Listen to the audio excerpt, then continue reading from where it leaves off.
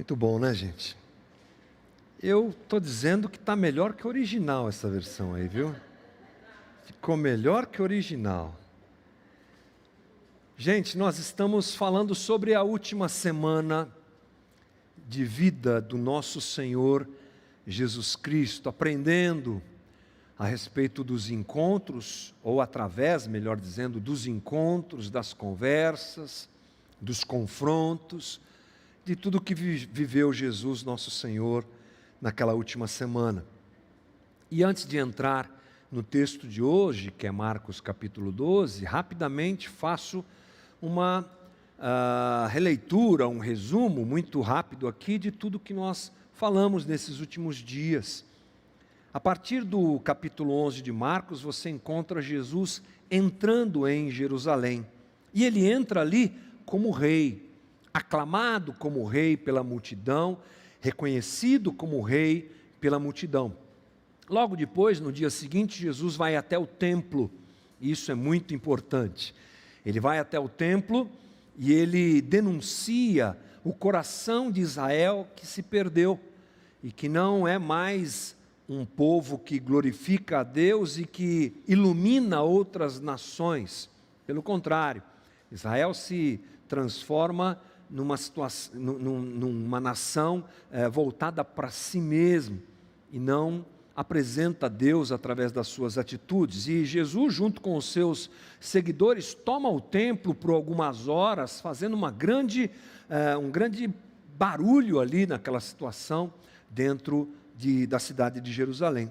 Logo depois nós vemos Jesus sendo questionado a respeito dessa atitude. Por que que Jesus fez isso? Qual é a sua autoridade? Com que autoridade você fez isso? Esse é o primeiro conflito, o primeiro embate de Jesus, estando em Jerusalém com os religiosos. É o primeiro confronto explícito dele. E ele responde essa questão dizendo: vocês não estavam lá quando fui batizado, quando o Pai disse que eu sou o Filho amado, é com essa autoridade que faço. Ele aponta para João Batista, e é algo muito forte o que Jesus fala. Logo depois ele emenda com a parábola chamada Parábola dos Lavradores. Essa é a sequência do capítulo 11 e 12. Agora nós vimos semana passada o segundo confronto de Jesus a respeito daquela moeda, daquele denário. A gente conversou um pouquinho aqui semana passada sobre isso, quando Jesus diz a célebre frase: dai a César o que é de César e dai a Deus o que é de Deus. A gente aprendeu várias coisas a respeito do pensamento de Jesus e dos seus valores, dos valores do reino de Jesus. E recomendo que você dê um pulinho lá e assista essa conversa, caso você não tenha a visto. E o que nós percebemos através desses textos é que eles formam um relato dos últimos dias de Jesus, e o quebra-cabeça vai sendo montado, e a partir desse quebra-cabeça percebemos que a ação de Jesus ao entrar em Jerusalém, essa última semana de Jesus, é um resumo da sua vida, é um resumo de tudo aquilo que ele enfatizou durante o seu ministério, e é o resumo da sua própria realidade, como Deus encarnado, como Rei presente, como aquele que anuncia e traz a realidade do reino de Deus até nós. Então nós damos sequência a essa observação ali no livro de Marcos. Vamos lá para Marcos capítulo 12, versículo 18, que diz o seguinte: depois os sacerdotes que dizem que não há ressurreição aproximaram-se dele com a seguinte questão: mestre, Moisés nos deixou escrito que se o irmão de um homem morrer e deixar mulher sem filhos, este deverá casar-se com a viúva e ter filhos para seu irmão. Havia 7 irmãos. O primeiro casou-se e morreu sem deixar filhos. O segundo casou-se com a viúva, mas também morreu sem deixar filhos. O mesmo aconteceu com o terceiro. Nenhum dos 7 deixou filhos. Finalmente, morreu também a mulher. Na ressurreição, de quem ela será esposa, visto que os 7 foram casados com ela? Jesus respondeu: vocês estão enganados, pois não conhecem as Escrituras, nem o poder de Deus. Quando os mortos ressuscitam, não se casam, nem são dados em casamento, mas são como os anjos nos céus. Quanto à ressurreição dos mortos, vocês não leram no livro de Moisés, no relato da sarça, como Deus lhe disse: eu sou o Deus de Abraão, o Deus de Isaque e o Deus de Jacó? Ele não é Deus de mortos, mas Deus de vivos. Vocês estão muito enganados. Você sabe que existem várias maneiras para nós desacreditarmos uma história. Sabe como é que é? Você pega uma história real e de repente você não quer que alguém acredite naquela história e você dá um jeito para que isso aconteça. Hoje em dia você tem as fake news que estão aí invadindo a internet e muitas vezes falando absurdos sobre algo que é correto. É o caso das vacinas hoje, né? A gente orou tanto para que elas chegassem e agora existem pessoas e grupos inteiros criando uma série de situações, dizendo que tem chip da China na vacina, que você vai virar jacaré e sei lá o que mais, né? Estão tentando desacreditar dessa realidade científica que a gente tanto espera. Os pais também, eles são craques em fazer seus filhos, principalmente os pequenos, desacreditarem em histórias que às vezes são reais, mas eles fazem isso com uma boa intenção, pode ter certeza. Então às vezes aparece uma notícia muito complicada na televisão, as crianças ficam assustadas: o que está acontecendo, papai e mamãe? Aí o papai vai lá e conta uma história e dá um nó para cá, não é? Para desacreditar e tirar o medinho do coração daquelas crianças. Bem, sabe o que está acontecendo aqui nessa história, gente? É que os saduceus estão tentando desacreditar estão tentando convencer o povo, e eles se dirigem a Jesus com relação a isso, para descredibilizar e fazer a população desacreditar na ressurreição. É por isso que eles apresentam essa história esquisitíssima, uma história estranhíssima, que não tem nexo. De um primeiro momento, parece que ela não tem nexo. Um homem casa e morre, depois vem o irmão, eles vão levando isso até o 7º irmão, não é? Até o sinal do perfeito, do infinito, porque esse é o aspecto da numeração 7 dentro da cultura judaica. E aí eles inventam essa situação, criam tudo isso, e qual é a intenção desses homens? É desacreditarem, desabilitarem, descredibilizarem a ressurreição. Para a gente começar a entender melhor essa história, vamos saber quem são esses caras, né? Quem são os saduceus? Eles fazem parte do grupo dos religiosos. Você já ouviu isso, não é? Os zelotes, os fariseus, os herodianos e os saduceus, grupos religiosos ali. Haviam outros, seitas religiosas, e essas são as mais conhecidas. Mas os saduceus, para a gente saber quem eles são a elite religiosa de Israel. Elite, inclusive, também social. Eles eram muito, muito ortodoxos. Acreditavam praticamente só no Pentateuco, 5 primeiros livros da Bíblia hebraica, né?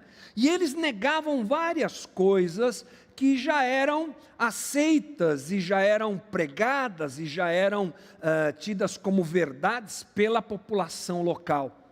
E o caso da ressurreição faz parte disso. Olha só o que diz Lucas lá em Atos 23:8, ele diz assim: os saduceus dizem que não há ressurreição, nem anjos, nem espíritos, mas os fariseus admitem todas essas coisas. Olha que interessante, aqui Lucas registra uma divergência, uma diferença entre fariseus e saduceus. Saduceus não acreditavam, diz o texto aqui, em anjos, espíritos, ressurreição, enquanto os fariseus acreditavam. Então eles tinham um conflito com relação a isso. Esses homens abordam Jesus e contam essa história, fazem essa pergunta, né? Propõem essa história estranha, e ela é uma história baseada em algo que está presente lá no Antigo Testamento. Deuteronômio 25, a partir do versículo 5, e Gênesis 38, a partir do versículo 8, nos falam sobre isso. O que é que a lei dizia lá? Eles pegam essa lei e trazem para Jesus. O que é que a lei dizia lá? Que um homem que era casado com uma mulher, um homem casado com uma mulher, morre. A partir da morte desse homem, o seu irmão tinha que tomar a mulher daquele que morreu como sua esposa, e assim dar sequência à família. Era uma obrigação dentro da criação de Israel, da formação de Israel. Eles propõem algo absurdo, que o primeiro irmão morre, o segundo toma a mulher, o segundo irmão morre, o terceiro pega a mulher, e como eu disse, eles vão até o sétimo. Na verdade, eles exageram, eles fazem aquela coisa assim, uma panaceia, uma história hiperbólica, gigantesca, tal, justamente para desqualificar a ressurreição. A pergunta que vem para a gente imediatamente, depois de sabermos disso, é assim: mas por que eles querem fazer isso? Qual a intenção desse pessoal aí, desses saduceus, em desqualificar, desacreditar nessa história de ressurreição? Bom, essa pergunta fica aí no bolso, tá bom, irmão? A gente vai conversar sobre ela mais no final, porque eu acho importante nós já irmos para a resposta de Jesus. Eles propõem isso no sentido de dizer: e aí, Jesus, quando esse pessoal ressuscitar? Todos eles ressuscitam, né? Vocês dizem que existe ressurreição. Essa mulher vai ficar casada com quem lá, nesse lugar depois da ressurreição? Ela vai ser mulher de quem?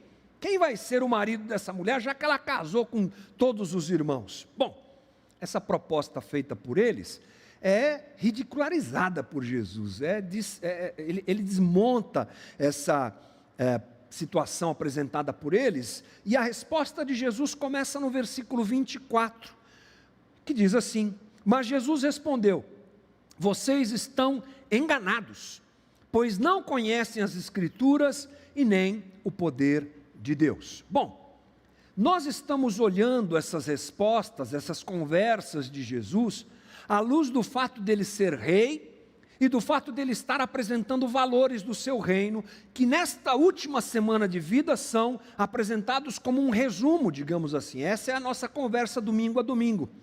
Portanto, a partir dessa colocação de Jesus, nós entendemos que ele quer dizer que no reino dele, no reino de Jesus, no reino de Deus, as Escrituras e o poder de Deus devem balizar nosso entendimento sobre como Jesus, aliás, como Deus age. Somos participantes do reino, e como participantes do reino, querendo saber como Deus age, o que nos baliza? Escrituras e poder de Deus, coisa que ele diz que faltam aqueles saduceus. Por isso que eles falam essa bobagem que falaram. Primeira coisa, Jesus diz que eles estavam errados por não fazerem a leitura correta das Escrituras. Quando a gente vai lá em Deuteronômio 25, você pode ter certeza que eu fiz isso, fui lá e fui ler aquele texto do Antigo Testamento usado por eles para fazer essa argumentação. O texto não fala nada sobre pós-vida, não fala nada sobre ressurreição. O texto fala sobre preservação de famílias, de clãs, de tribos, dentro do aspecto dessa vida, da realidade dessa vida. Leitura enganada deles, leitura equivocada. Aquele texto não fala sobre futuro ou sobre pós-vida, portanto ele não poderia ser usado para fazer essa argumentação. Está falando sobre casamento, sobre vida aqui na terra. E a segunda coisa que eles cometem como erro é que eles, tão especialistas que são no Antigo Testamento, não perceberam que o próprio Antigo Testamento fala sobre ressurreição do corpo.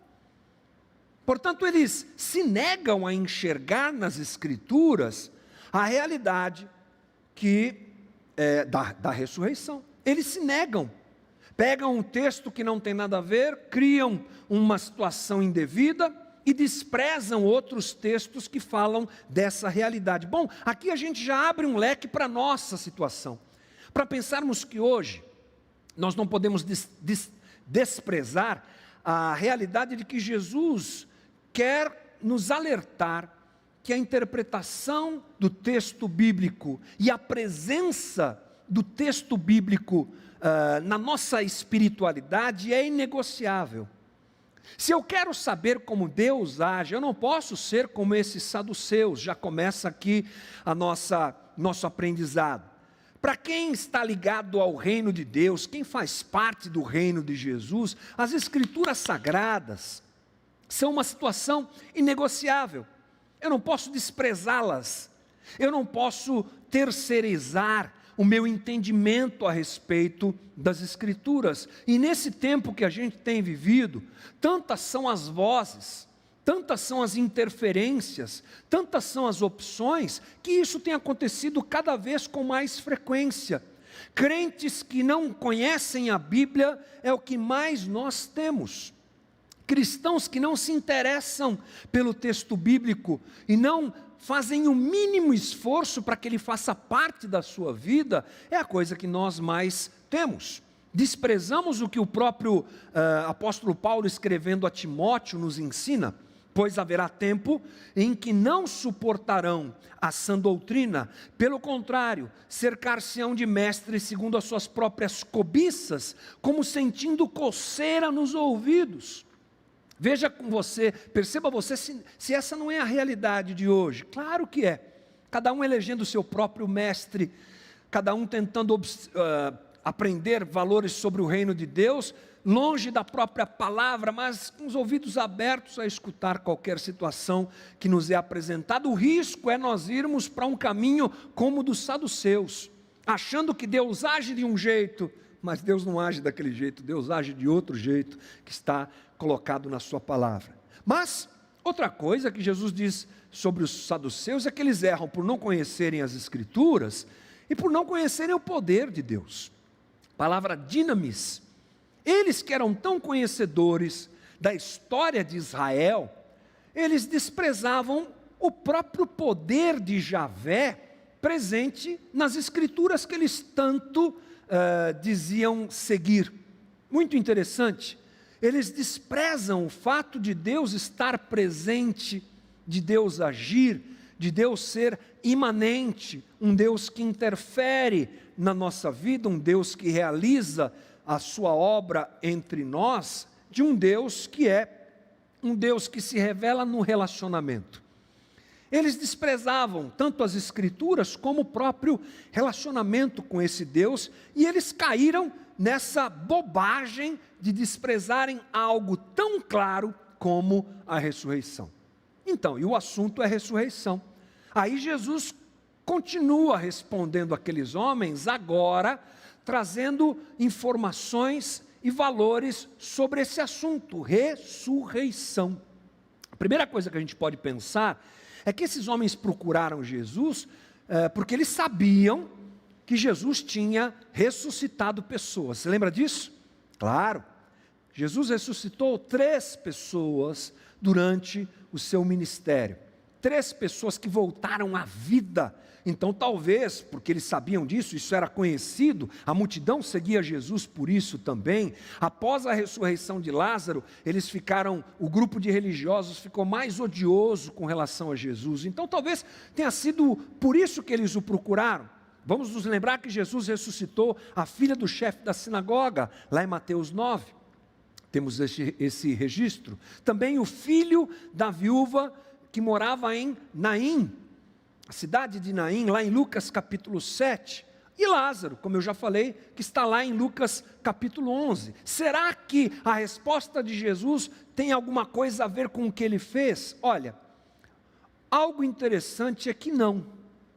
Porque Jesus vai explicar para aqueles homens, e aqueles homens não estão falando, e Jesus também não vai falar dessa ressurreição que ele operou. Sabe uma coisa interessante? É que essas três pessoas ressuscitadas por Jesus, elas têm algo em comum, sabe qual é? elas morreram de novo. Lázaro morreu de novo. A filha do chefe da sinagoga morreu de novo. O filho da viúva da cidade de Naim morreu de novo. Não é dessa ressurreição realizada por Jesus. Qual é a ressurreição que eles estão perguntando? Sobre qual ressurreição que eles estão perguntando? Bom, existia um pensamento a respeito de ressurreição presente na cultura e na cabeça do judeu do primeiro século. Era construída essa ideia a partir do Antigo Testamento. Como eu disse, essa ressurreição está presente lá. Qual era a ideia de ressurreição a que se referiam os saduceus e que Jesus vai, daqui a pouco veremos, falar sobre ela? Bom, a primeira coisa é que essa ressurreição aconteceria no fim dos tempos.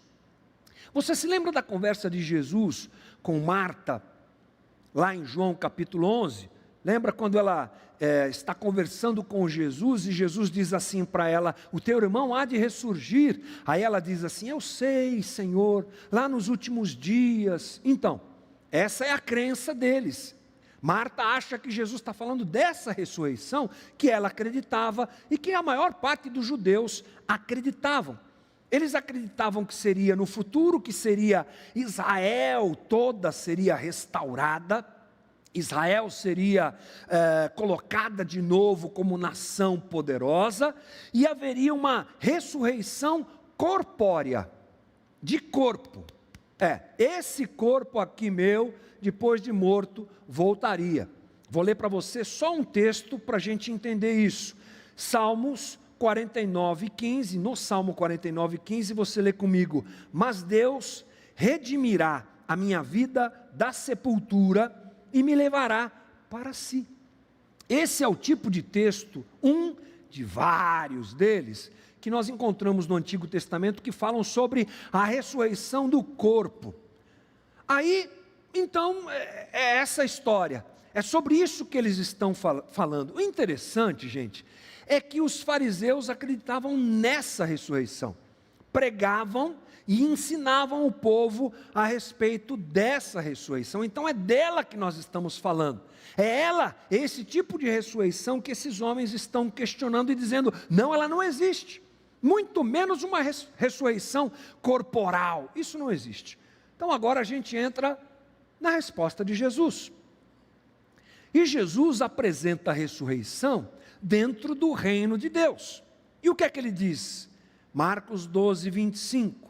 Quando os mortos ressuscitam, não se casam, nem são dados em casamento, mas são como os anjos do céu. Bom, baseados nessa resposta de Jesus, e em outras informações que nós temos no Novo Testamento, nós podemos entender que no reino de Jesus haverá ressurreição, mas que essa ressurreição é diferente do que nós conhecemos até aqui. Vamos ser rápido nisso, mas isso é importante. A primeira coisa que a gente entende é que a ressurreição que acontecerá daqueles que estão dentro do reino de Jesus, que é o rei do seu reino, ela inclui corpos. Teremos corpos. Teremos corpos. Não como a crença da época, esse corpo aqui, não. Mas nós teremos corpos. Interessante que esse texto frequentemente é usado para uma leitura diferente dessa. Frequentemente as pessoas acham que Jesus está dizendo que nós não teremos corpos. Ele disse aqui que nós seremos anjos.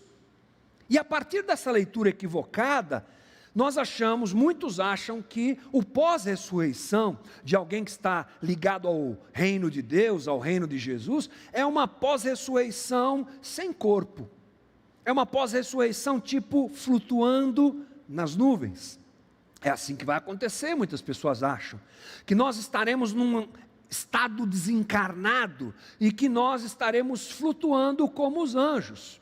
Irmão, isso não é a ressurreição que a Bíblia nos apresenta, não é. Na verdade, Jesus não diz que nós seremos como anjos quanto ao fato de não termos corpos. Jesus diz que nós não seremos anjos porque nós não precisaremos nos casar. Nós não precisaremos ter esse tipo de relacionamento. Jesus não diz que nós seremos como anjos por não termos corpos, mas não por não precisarmos nos reproduzir, por não precisarmos nos casar. Na eternidade, não haverá necessidade de se propagar a espécie, de continuar a família, as coisas mudarão. Não haverá necessidade no céu por sexo, por reprodução e por famílias para manter uma população. Né? Essa realidade que o texto bíblico nos mostra. Por quê? Porque a ressurreição não se trata de um retorno ao corpo como nós temos agora. Algumas coisas serão parecidas com o que nós temos hoje, mas eu creio que a maior parte delas não. Não será uma vida física como conhecemos, mas haverá uma transformação. Vida física também. Vida física, sim. Teremos uma cidade que desce do céu. Teremos uma estrutura renovada, esse mundo será renovado e nós não ficaremos flutuando por aqui, é o que o texto bíblico nos ensina, nós seremos transformados. Os ressuscitados estão para além da naturalidade que nós conhecemos hoje, é algo que vai além. A ressurreição no reino de Jesus não se limita a reproduzir todos os aspectos da nossa vida presente, será uma existência humana diferenciada, transformada, mas incluindo um corpo para cada um de nós. Olha só o que Paulo ensina à igreja de Corinto. Lá na igreja de Corinto essa conversa começou a acontecer. Influenciados pelos gregos, eles começaram a pensar que a vida acaba e acaba. Começaram a negar a ressurreição, como os saduceus na época de Jesus. E aí Paulo escreve a eles, e eu lerei 2 textos aqui em 1 Coríntios 15. Paulo diz assim a eles: assim será com a ressurreição dos mortos.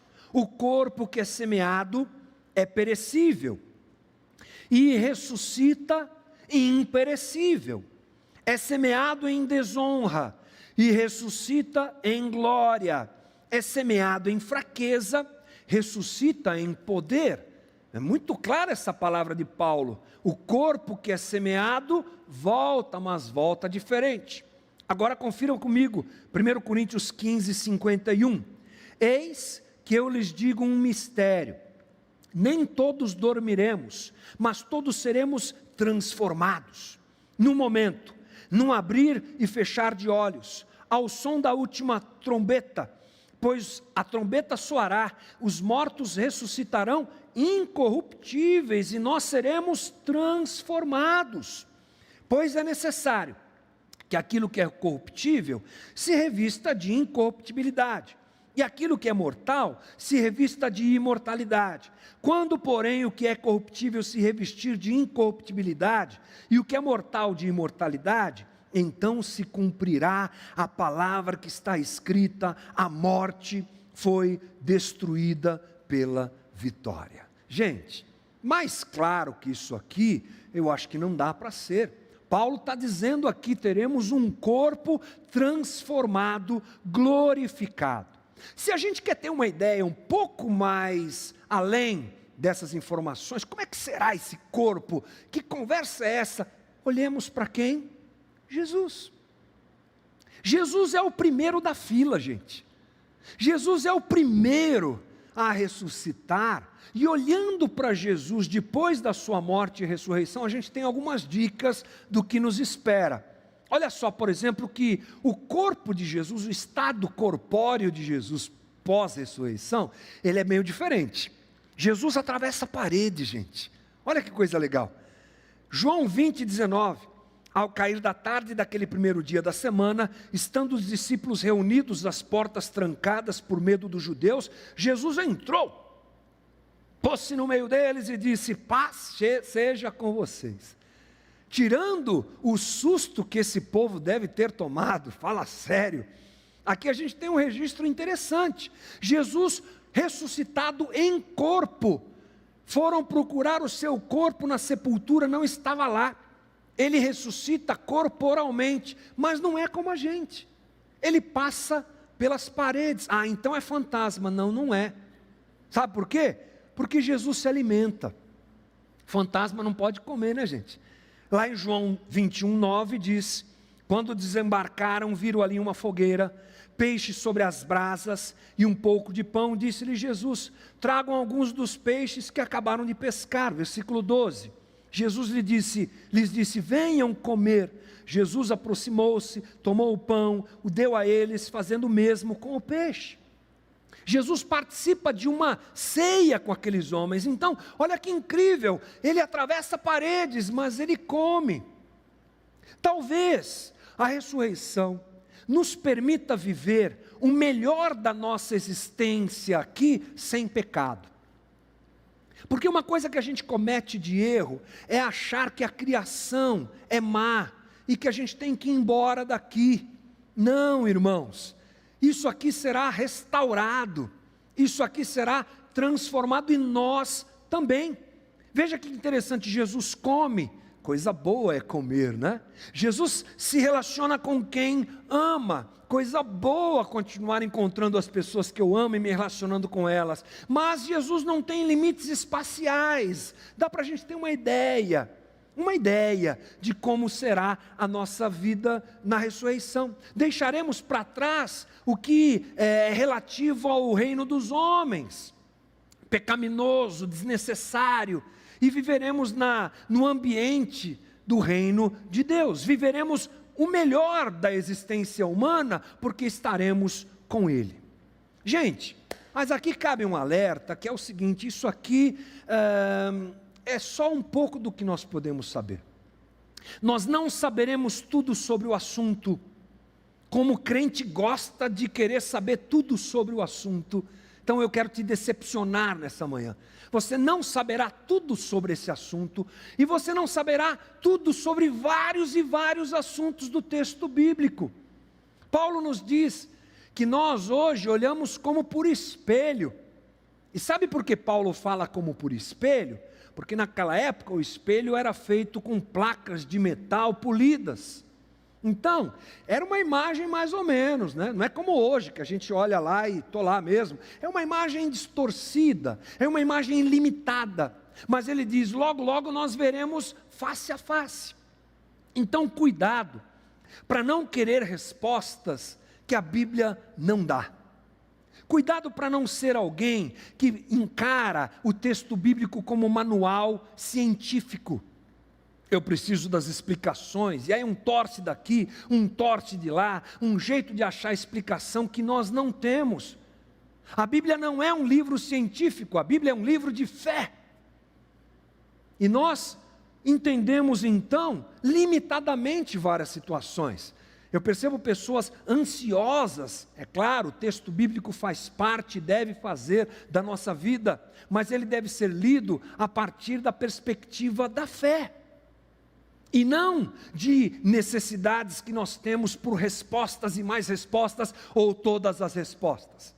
É interessante que às vezes chegam até a nós perguntas tipo assim, o que é que vocês creem sobre o Apocalipse? Por exemplo, né, irmão? Só abrindo aqui esse parênteses. Olha, sobre o Apocalipse você tem os milenistas, você tem os pré-milenistas, você tem os amilenistas, você tem os milanesa, você tem todo tipo de caminho proposto, várias e várias linhas. Eu já te pergunto, se nós temos várias e várias possibilidades, por que a gente tem que escolher uma delas? Por que nós não podemos simplesmente confiar que Deus está no controle de tudo, e que basta para nós vivermos a vida em Cristo Jesus nesses dias? Estava preparando essa conversa e pensando nisso, e lembrei da música.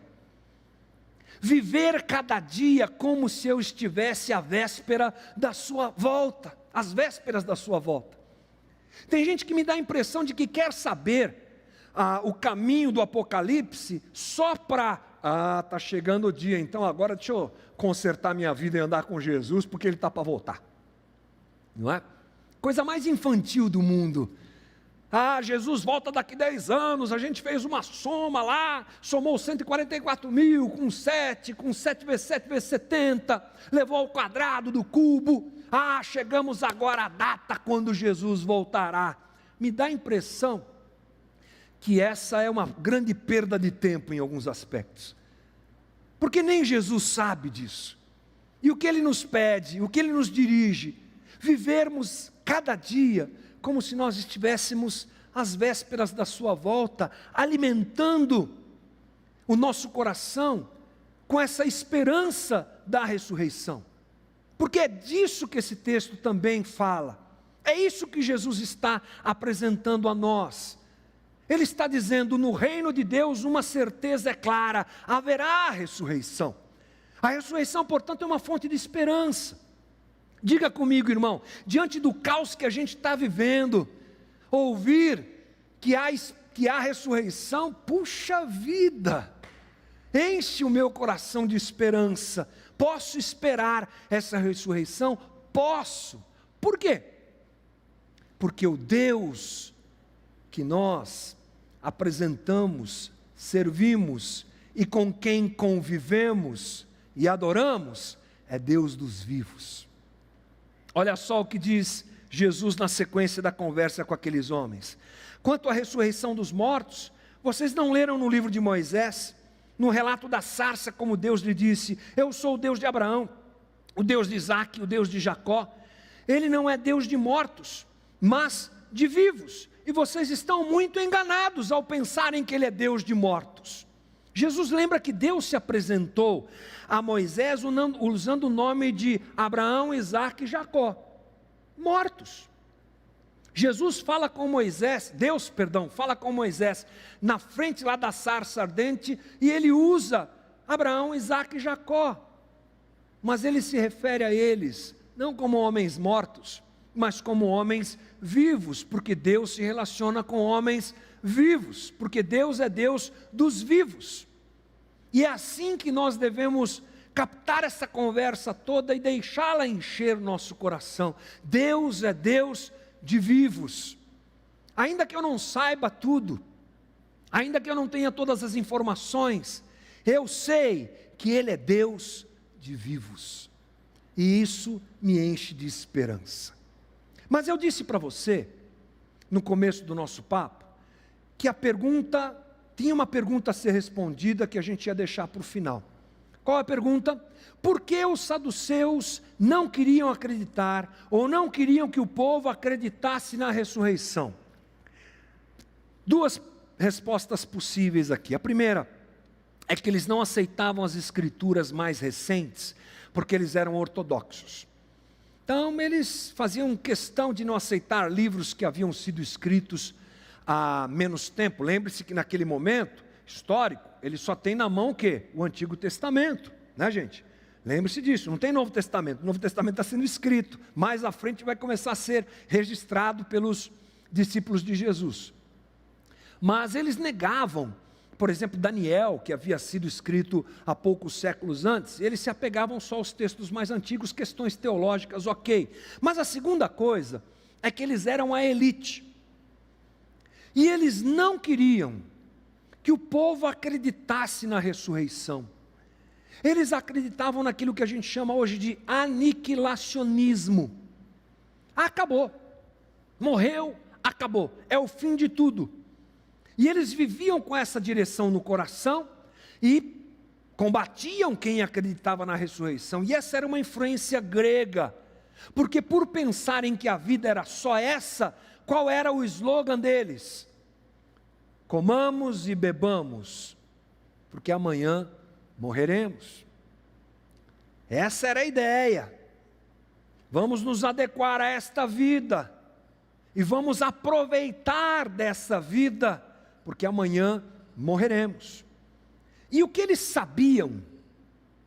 Eles sabiam que alguém que tem uma expectativa futura, de esperança, carrega no coração uma ousadia diferente. Quem não é pessimista como eles, que viam o fim da vida como o fim? Quem imagina, usa sua imaginação inclusive para se colocar num futuro pós-vida, como essa que nós conhecemos, carrega dentro de si uma esperança. E essa esperança, ela chega quase à irresponsabilidade. Tipo jovens, não é? Que fazem coisas que você fala, meu Deus do céu, que ousadia é essa, que irresponsabilidade. E quem imagina uma sequência de vida, portanto, pode viver aqui de forma diferente. Eles não queriam que o povo tivesse essa percepção. Eles queriam que as pessoas fossem realmente pessimistas e se dobrassem às forças dessa existência, sem nenhuma capacidade de mudança, sem questionamento, sem ousadia nenhuma. Eles queriam que as pessoas fossem oprimidas mesmo. Mas saber que o reino de Deus já chegou, e que eu estou esperando Jesus, e que Ele me dará um corpo glorificado, com certeza muda a minha perspectiva de vida agora. E é isso também que eu quero destacar. Há uma esperança, e que ela encha o meu e o teu coração, e eu pergunto para você, o que você fará com essa esperança? O que ela vai produzir dentro de mim e dentro de você? A minha expectativa é que ela produza justamente aquilo que os saduceus tinham medo, uma capacidade de interferir no reino dos homens, uma capacidade de lutar contra a desigualdade, uma capacidade de buscar a vontade de Deus aqui na terra como ela é lá no céu, uma capacidade que nós percebemos que Jesus carrega em tudo que faz, que os seus discípulos mais à frente carregam também, por terem a esperança da ressurreição, por terem a esperança de um corpo glorificado, por saberem que a vida não acaba aqui. Faço aqui, em ousadia desse lugar, dessa existência, algo melhor, que glorifique a Deus, que sinalize Deus, que sinalize o reino de Deus, não me acomodando às situações desse reino dos homens. Provavelmente os saduceus não queriam que essa realidade da ressurreição se espalhasse, porque eles tinham medo de revoltas, e eles queriam dominar aquele povo todo como elite que eram. Você conhece já essa história, né? Que a ignorância é um instrumento para opressão da massa. Olha, isso não é novo, gente, é velho, está lá, antigo. E essa situação, ela se apresenta dentro da nossa espiritualidade, ou no que tange a nossa espiritualidade. Quando percebemos equivocadamente as coisas do reino de Deus, quando temos uma esperança futura, temos uma esperança pós-vida terrena, mas ela não me carrega de realidades quanto ao próprio reino de Deus, eu estou longe daquilo que é a vontade de Jesus. Portanto, aqui nós entendemos que Jesus está nos apresentando essa realidade da ressurreição e dizendo para nós: vivam olhando para o céu, mas com os pés no chão. Olhem para o futuro da ressurreição, mas caminhem nessa terra, vivam entre as pessoas, andem no meio dessa sociedade, cheios de esperança. Onde há morte, leve esperança. Onde há injustiça, leve justiça. Onde há desigualdade, seja instrumento divino de mudança de pessoas, de situações e de sistemas. Seja um influenciador nessa terra, mais talvez do que nós estejamos sendo. Talvez esteja faltando para nós ousadia. Talvez esteja faltando para nós essa capacidade de intervir no aqui e no agora, para que o reino de Deus venha o teu reino, Jesus, venha o teu reino, Senhor, e se faça presente aqui. Então eu encerro essa conversa, falei muito hoje, desculpe. Encerro essa conversa em oração, pedindo a Jesus, enche o nosso coração de esperança, pedindo a Jesus, não deixa a gente perder a perspectiva do eterno. Olhos na eternidade, isso aqui não. Olhos na eternidade, mas pés aqui. Pés andando, pés anunciando o Evangelho, pés declarando e andando por essa sociedade sem esperança, de que há esperança e ela tem um nome. O nome da nossa esperança é Jesus. Senhor Jesus, obrigado por essa boa conversa nesta manhã. Ela enche meu coração, Jesus. Ela enche meu coração de esperança no meio desse caos que a gente está vivendo. E eu peço que isso se reproduza nos corações que estão sintonizados, conectados com a gente de alguma forma. Eu peço que nós não permitamos que esse caos todo nos afete, tirando de nós a esperança da ressurreição. Enxuga as lágrimas, Jesus. Alivia as dores